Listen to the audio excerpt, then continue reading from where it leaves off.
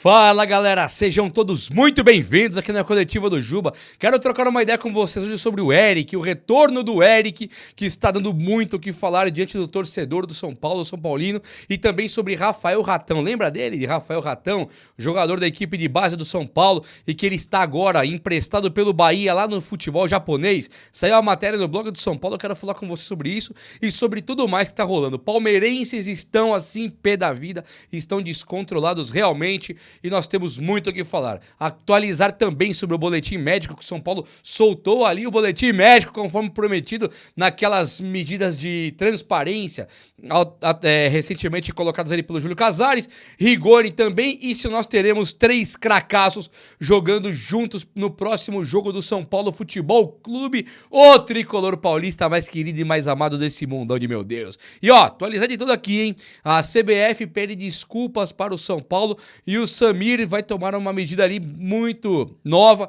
Tem coisa bem bacana para falarmos do São Paulo Futebol Clube aqui, tá bom? Então, Rigoni também, Tapa e Galopo. Meu, separei tudo. Libertadores feminina, só que eu não vou falar muito não, mas eu quero só atualizar de uma coisinha também bem bacana. Neste dia, sabe que dia que é hoje?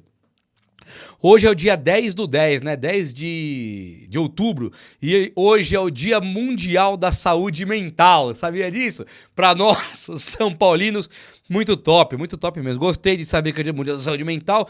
Tem também aqui, ó, o que é legal, o Dia Nacional da Luta contra a Violência à Mulher. Também achei bem bacana também. Tem um monte de coisa do dia de hoje. O Dia Nacional da Segurança e de Saúde nas Escolas, esse dia é legal. E o Dia Mundial do Ovo. Então aí, ó, Dia Mundial do Ovo. Pros marombadinhos que gostam de uma proteína. Dia 10, top demais. Vamos falar do São Paulo então agora? Quero atualizar de tudo aqui. Vamos lá, deixa eu começar falando sobre o Rafael Ratão. Eu acho que é importante. Não, primeiro, a Libertadores Feminina, né? O São Paulo vence na Libertadores Feminina. Ele vence o Olímpia e avança para as quartas de final. Tô torcendo pro São Paulo nessa Libertadores, é o que não sobrou, né? Agora é o masculino classificar para Libertadores.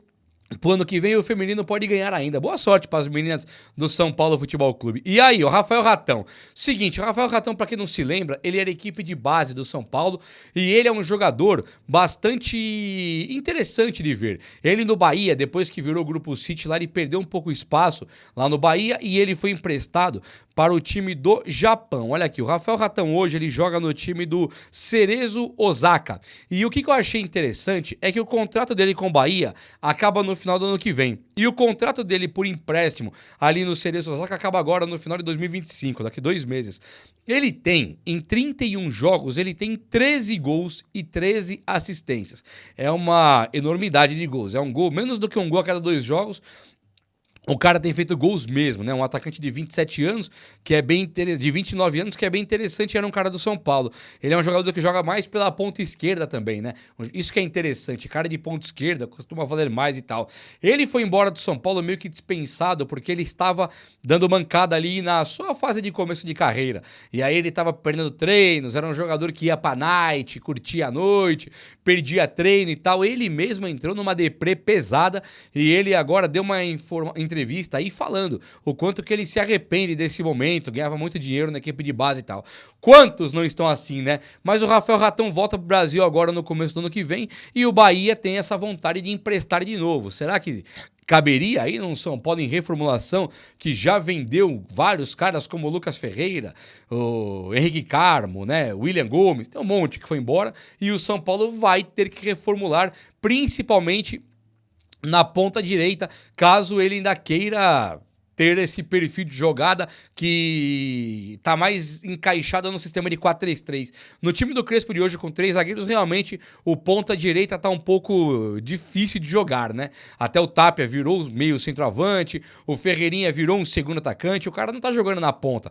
Mas o Crespo não deu super certo com esse sistema de 3 zagueiros. Então mudanças vão acontecer, sobretudo quando voltarem Lucas Moura, Oscar e também o Caleri. Não tem mais espaço, não dá pra tirar esses caras, vai ter que colocar o Luciano com o Caleri, Lucas e Oscar, não tem como mexer em Pablo Maia e o Marcos Antônio, tem ainda o Bobadilha, não dá. O sistema de 3 zagueiros do São Paulo não deve perdurar.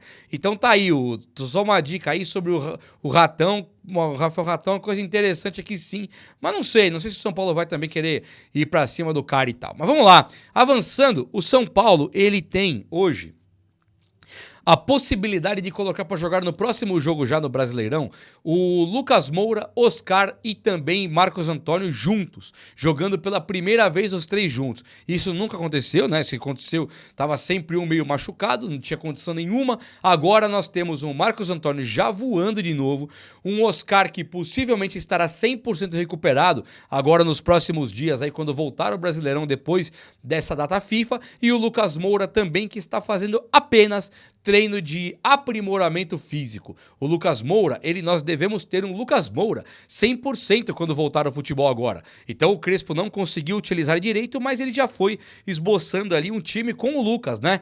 Colocando ele para jogar, tentando fazer aquilo dar certo, e é possível sim que o São Paulo tenha agora Lucas, Oscar e Marcos Antônio. Me pergunta como ficará o time ali na frente, né? Marcos Antônio, Bobadilha, volantes resolvidos. 3 zagueiros, 2 laterais. Quantos faltam? 3 zagueiros, 5, 6, 7. Só tem 3 vagas na frente. Voltando Lucas e Oscar, considerando a titularidade desses dois, só sobra uma vaga para Ferreirinha, Luciano e também para o Tapia, que agora deu a volta por cima. Então é um São Paulo cheio de jogadores, hein? E isso também é bem bacana de ver, e esses caras estarão prontos para jogar, talvez já no primeiro jogo da volta agora do futebol brasileiro, do Campeonato Brasileiro. E também o Caleri, ele estará na semana que vem. O boletim médico do São Paulo foi divulgado, e o Caleri estará na semana que vem disponível para aprimorar a sua parte física. O técnico Hernan Crespo vai pegar o preparador físico ali e falar: vamos aí, Caleri, corre aí que chegou sua hora. É claro que devido a...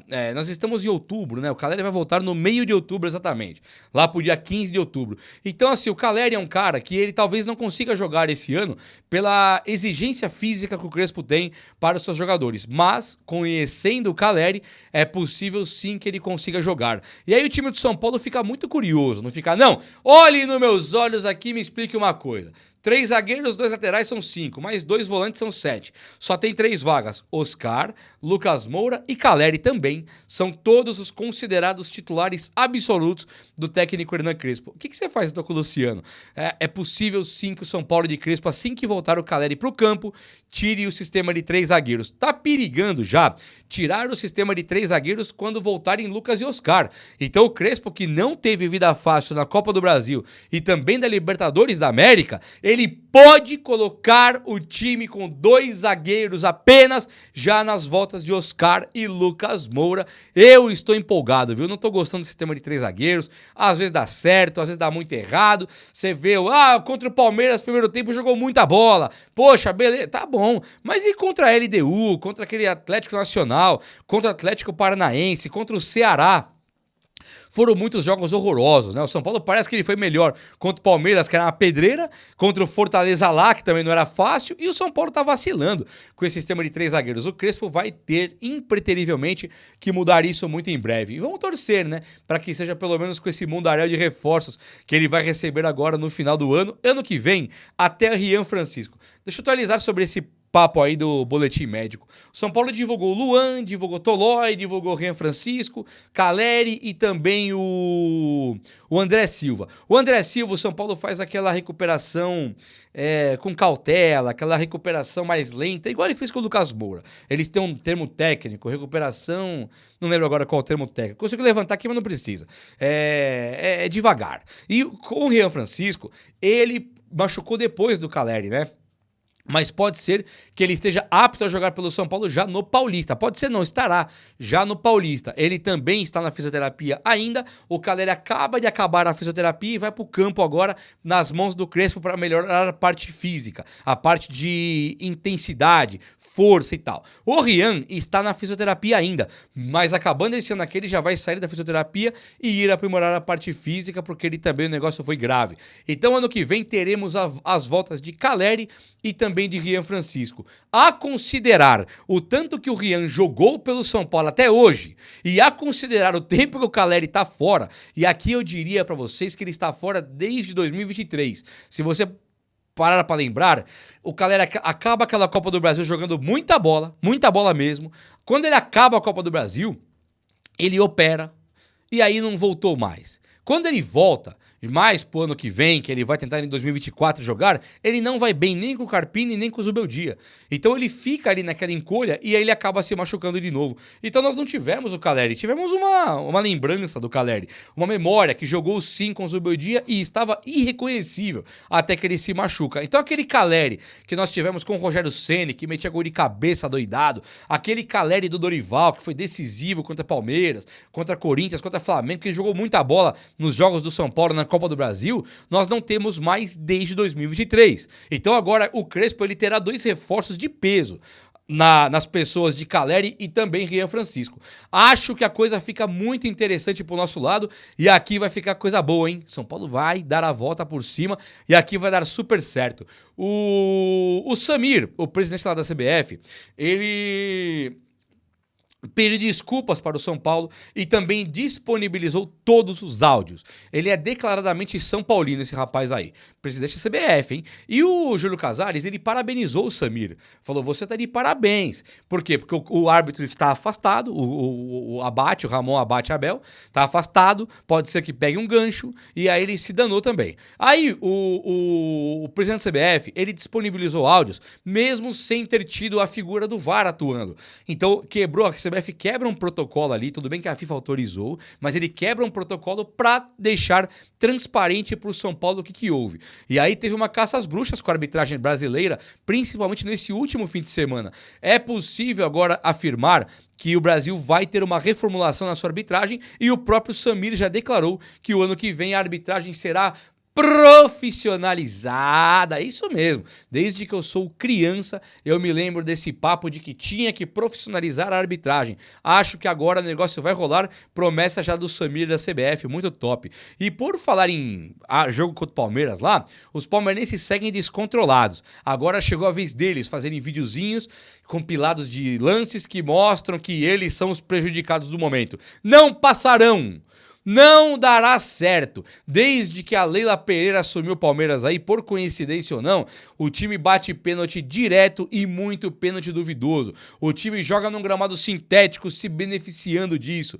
O time do Palmeiras, ele teve vários e vários escândalos contra o próprio São Paulo, que é onde eu acompanho muito mais, e não vai dar para inverter esse discurso. E não me venham também com essa conversinha de que o São Paulo está ajudando a beneficiar o Flamengo. São Paulo é insignificante. O São Paulo comprou um discursinho que ajuda o Flamengo. O Palmeiras na arbitragem tinha que viver assim para atrapalhar o Flamengo. E o coadjuvante, o coitadinho São Paulo, ele não vai... Não passarão. São Paulo é o tricampeão do mundo, o único tricampeão do mundo. O São Paulo é um time em reconstrução. O São Paulo é um time que vai amortizar as dívidas esse ano. O São Paulo tem um plantel exageradamente bom, voltando o Rian Francisco, Caleri, Lucas, Oscar e uma porrada de jogador, André Silva. O Luiz Gustavo acaba de voltar. Tem Tolói, que nem conseguiu jogar ainda. Então não vai adiantar vir com essa conversinha como se o São Paulo fosse coadjuvante, porque ele nunca foi. E especialmente aqui nesse canal ele nunca vai ser. Coadjuvantes são vocês, que vivem bem quando alguém está patrocinando e bancando a festinha aí do Palmeiras. Então não existe isso. O São Paulino está cansado, exausto de ser garfado pela arbitragem e tem que mudar mesmo. E ficar vindo com um videozinho, com ai, não, o São Paulo é que não sei o que, teve um gol que um dia o Caleri estava impedido, isso não passa. Não vai adiantar. Vim comparar, nós tivemos um gol de cabeça contra do Gustavo Gomes anulado, gol contra. Onde o Miranda participava nada. Não vai passar aqui. Fiquem emburrados. Leila Pereira, fique emburrada, fique chateada, fique aí falando os seus discursinhos, solte nota. Palmeirenses, soltem notinha, façam compilados de vídeo, não me interessa. Nós não iremos parar até ter mudança. O São Paulo ganhou do Palmeiras e sai com uma derrota. Palmeiras pode ser campeão ou não, nós estamos preocupados com a nossa vaga de Libertadores, porque ano que vem o São Paulo já pode até ter virado SAF. São Paulo ele vai ter mudanças gigantescas agora. Agora o São Paulo terá mudanças gigantescas assim que voltarem seus jogadores. Com o técnico Hernan Crespo começando um ano pelo São Paulo, o São Paulo terá uma mudança extraordinária. Então a vaga da Libertadores para nós é muito importante e não adianta vir com conversinha. O São Paulo não é coadjuvante em lugar nenhum. O São Paulo ele é protagonista e fim de papo. É por aí mesmo. O Rigoni... Mudou drasticamente aqui o negócio, né? O Emiliano Rigoni. Deixa eu tomar um gole d'água. Não olha, não. Isso na garganta não aguenta, né? Emiliano Rigoni, ele tá correndo contra o relógio para poder bater a meta no São Paulo, para ter uma renovação automática do seu contrato. Eu vi que isso aí tá pipocando de novo na mídia, eu só quero atualizar uma coisinha. Não precisa o Rigoni bater a meta para renovar com o São Paulo. Se ele bater a meta, ele renova automaticamente. Mas mesmo que ele não bata a meta, o São Paulo pode chamar o Rigoni e falar, vamos renovar, tá? Então tem gente que gosta, tem gente que não gosta, vai depender do Crespo. Pode ter certeza. Quem vai autorizar o Rigoni ficar no São Paulo ou não é o técnico Hernan Crespo. Até porque o Crespo já sabe desse gatilho contratual aí, que ele tem que cumprir X jogos, 45 minutos, acho que mais 12 ou 11 jogos, e fazendo 45 minutos, o Crespo, se tirar o cara 2 jogos do Brasileiro aí, praticamente ele não bate mais a meta. Então o Crespo vai decidir se o Rigoni fica no São Paulo ou não, tá? E eu acho que a melhor pessoa que pode decidir ou não é o técnico Hernan Crespo. Devemos isso a ele. Ele tem que poder montar o time como ele quer. E se ele disser ao Rigoni, eu quero, tem que entregar. Se ele disser, eu quero o Tapia titular, tem que entregar. Se ele disser, eu quero que vai me buscar o Claudinho do Zenit só, tem que buscar. Temos que dar ferramentas para o Crespo trabalhar e decidirmos de uma vez por todas que o Crespo é o ideal. O São Paulo, com essa diretoria que sumiu, desapareceu de maneira vexatória depois da Copa do Brasil e também da Libertadores da América, o técnico Hernan Crespo era o único porta-voz da torcida do São Paulo, era a única satisfação que nós tínhamos numa entrevista, era do técnico Hernan Crespo, que deu a cara para bater depois daquela eliminação vergonhosa da Copa do Brasil. Levantou o São Paulo e tirou de uma zona de Série B, de uma zona de rebaixamento do Brasileirão. Ele tirou o São Paulo do ostracismo e hoje nós competimos com o Palmeiras e ganhamos em campo, perdemos para arbitragem. Então eu acho que o Crespo ele merece uma chance mesmo. Mas não é ficar aí, perder o Paulista demite, é dar uma chance mesmo. Até montar um time da maneira que o Crespo quer. Eu acho que isso aqui é muito válido. O Tapia e o Galopo tá dando o que falar também, porque o Galopo bateu a meta lá no River Plate e o River Plate vai comprar. E o São Paulo, né, depois dos últimos jogos, especialmente do último, onde foi São Paulo e Palmeiras, o Tapia, que já tinha jogado bem no penúltimo jogo do São Paulo, contra o Palmeiras ele dá um banho, ele joga muita bola. Então, o que o São Paulo antes tinha dito que compraria o Enzo Dias, e talvez, não necessariamente, mas talvez pudesse o River querer descontar o valor. Vai comprar o Enzo Dias, vamos aí, eu vou comprar o Galopo, você me paga assim, assim, assado. O que poderia rolar, agora também entra o Tapia na jogada e o São Paulo pode fazer um pacotão ali no River Plate, trazer 2 jogadores por um só e ainda sobrar dinheiro. É coisa legal pro nosso lado, hein? Eu acho que tá ficando bom sim. Gostei de ver, a ideia pra mim é boa, acho que o Tapia é um jogadoraço, acho que o Tapia tem tudo, jogadoraço. O Tapia é um jogador é muito promissor, né? 21 anos, chileno. Quer dizer, o cara é novo pro país dele, ele já foi pro River Plate muito novo, Argentina, que não é o país dele, e veio agora pro São Paulo, que é Brasil, também não é o país dele. Então é um cara chileno, que você fala, poxa, podia estar na base, sendo tratado como, por exemplo, o Luca no São Paulo. O Rodriguinho tem acho que 24 já, o Luca. O cara podia ser o Luca deles lá, o nosso Luca. Todo mundo fala, não tá pronto, cuida aí, toma cuidado. É o Mike, lateral direito. Não, calma, não tá pronto ainda. O Mike, calma aí, não tá pronto ainda. Não é assim o papo? Então se o Mike não tá pronto, olha o que o Tapia fez com a idade do Mike. Já foi pro River Plate, já veio pro São Paulo, já detonou com o Palmeiras no jogo agora aí, São Paulo e Palmeiras, e ele é um jogador da seleção chilena, então é um jogador de muito valor sim, é um jogador rodado, cara, um jogador experiente aos 21 anos, não é normal não, hein? E a parte física muito avantajada também, um cara forte pra caramba, um cara que carrega o piano e pode ter ali o São Paulo um jogadoraço nesse Tapia, Gonzalo Tapia, que o Crespo gosta, deposita confiança, tirou o Ferreirinha do time, isso eu não gostei, mas tirou o Ferreirinha do time, merecidamente, merece hoje ser titular e acho que tem que jogar. Luciano ou Ferreirinha, não importa, é Tapia e mais um desses dois. É ou não é? Tá ligado que é. E vamos falar do Eric um pouquinho. O Eric, jogador do Vitória da Bahia, jogador nosso do São Paulo. O Eric, só pra você ter uma ideia, tava olhando aqui a tabela do Brasileirão e o Vitória da Bahia está na 17ª colocação. O que isso quer dizer? 4 times, né? O último é o Sport, Juventude e Fortaleza. O Vitória é o quarto de baixo para cima. O Vitória hoje ele tem 3 pontos a menos que o Santos. Então o Vitória ele deve cair. Deve ser isso aqui mesmo, o rebaixamento. Não acho que o Inter caia, não acho que o Atlético Mineiro caia, nem Grêmio, nem Corinthians, tá muito longe já. Quem pode cair aqui? São 5 times. Sport, Juventude e Fortaleza. O Sport já foi. O Juventude, o Fortaleza, o Vitória e o Santos, eles estão muito perto ali, né? O Santos tem 28, 3 a mais do que o Vitória, que é o último da zona de rebaixamento.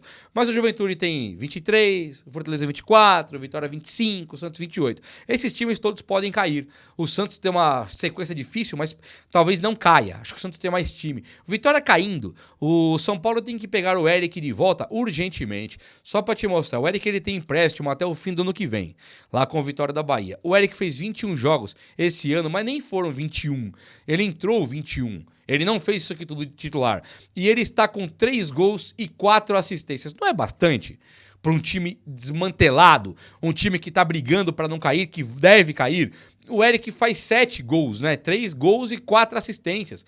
Então, assim, é um jogador que ele veio pro São Paulo e ele veio e não deu certo, mas nós tínhamos o Zubeldia. E tínhamos o Henrique Carmo. Nós tínhamos o Lucas Ferreira. Nós tínhamos o William Gomes. Claro que não dava pro Eric jogar. Nós tínhamos o Wellington Rato. Nós tínhamos o Michel Araújo. Então, o Michel Araújo vendido. O Wellington Rato dispensado. William Gomes vendido, Henrique Carmo vendido, Lucas Ferreira vendido. Nós vendemos todo mundo. Hoje, o Eric é um tipo de jogador que talvez ele pode jogar até melhor do que o Rigoni, por exemplo.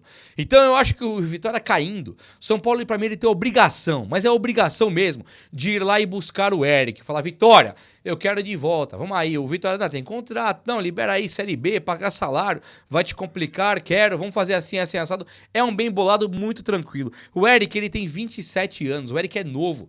O Cebolinha tá com 29, cara.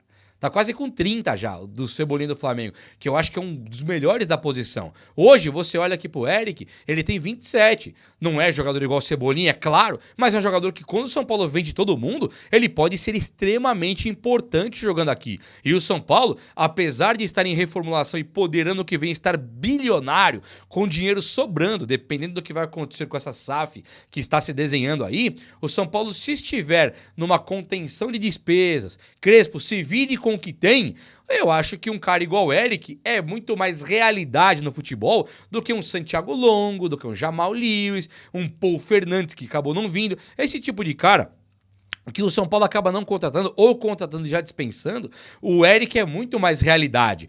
Tem tudo a ver o Eric estar aqui no time do São Paulo. Não me conformo de vendermos todos, vai reclamar ano que vem que não tem dinheiro para contratar e o Eric é nosso jogando no Vitória na Série B. Aí também não, né, patrão? E se o Zubeldia atrapalhou todo mundo no São Paulo, Luciano horroroso, o Galopo horroroso, o River Plate quer comprar, Caleri horroroso, todo mundo estava horroroso. Com o técnico Zubeldia, o Eric também estava horroroso. Por que o Eric não pode melhorar igual o Pablo Maia, igual o Marcos Antônio, igual aí sei lá, o Rodriguinho, igual talvez aí o Caleri pode melhorar, Rian Francisco, animal, joga pra caramba, sabe? Muita gente melhorou logo depois que o Zubeldia saiu. Então o Eric, eu trarei de volta também por isso. Se era horroroso com o Zubeldia, não deve ser horroroso mais com o técnico Hernan Crespo. É ou não é? O vídeo de hoje foi esse. Eu espero muito que você tenha gostado. Se você gostou, deixa esse likeão, tamo junto. Posso pedir um likeão aí? Deixa um likeão, tamo junto. Um abraço, meus amigos. Até a próxima. Valeu!